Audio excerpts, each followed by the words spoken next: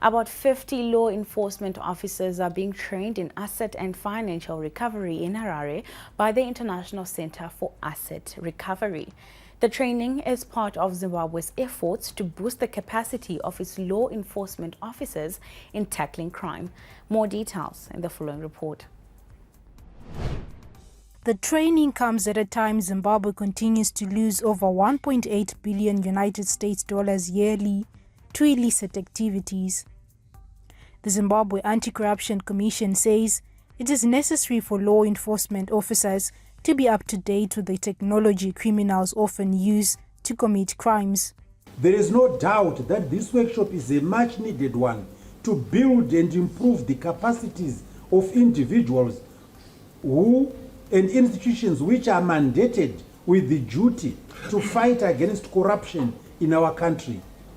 In a world that is dynamic, with crimes that are evolving as a result of several factors, such as technological advancement, constant capacity building remains key in order to stay alive to complex crimes. Since its establishment in 2019, the Zimbabwe Anti-Corruption Commission has been accused by certain sections of the public of failing to deliver on their mandate by catching criminals for clout and releasing them.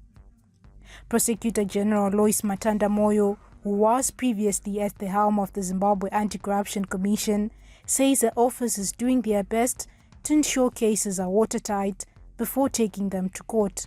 Catch and release is a misconception.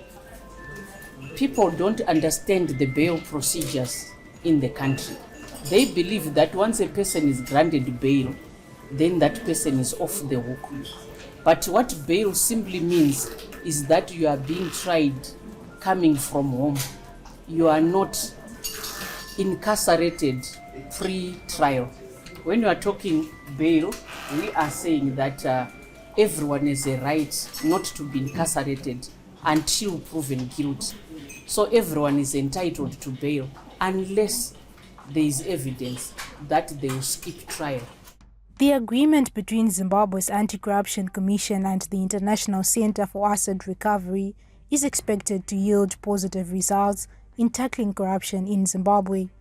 We also thank ZAC for having coordinated this training, and we are looking forward to further strong engagement with you. My words will not be so many at this point because we are going to have a whole week to speak. But dear participants, I would just like to tell you that this training is not going to be business as usual. Most of the work is going to be done by yourself. So we expect you to apply your minds and be engaged fully throughout the training. The Zimbabwe Anti-Corruption Commission says it has recovered assets over 100 million United States dollars in the last 5 years, and more work is still being done. We now cross over to a legal expert who's joining us on News Plus to discuss this issue further. Now, good evening. Thank you so much for joining us. Apart from the training that is being given to law enforcement officers, how best can Zimbabwe deal with such crime that could save the country billions? I think there are already mechanisms that are available within our current legislative framework. The Money Laundering and the Proceeds of Crime Act was enacted specifically to deal with such issues.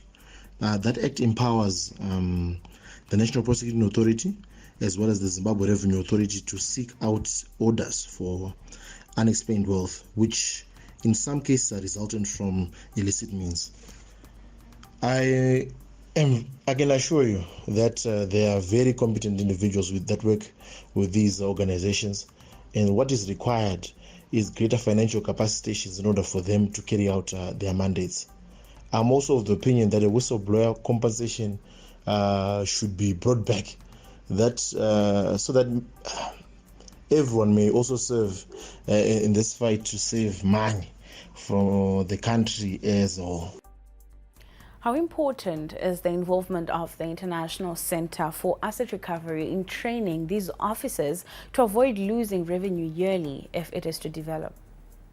One can never find themselves in circumstances in which they have too much knowledge. Any opportunity to find new ways of fighting the scourge of corruption must be embraced with gratitude. Now, if one is to consider that our national budget per annum is usually between $5 and $7 billion per year, that figure would do a lot for the country as a whole. The pace of development as a country is being greatly compromised, and we need every cent to secure a good future for our people. Konapo Konapo, Ipapo Ipapo pa ZTN Prime, DSTV channel 294, the place to be.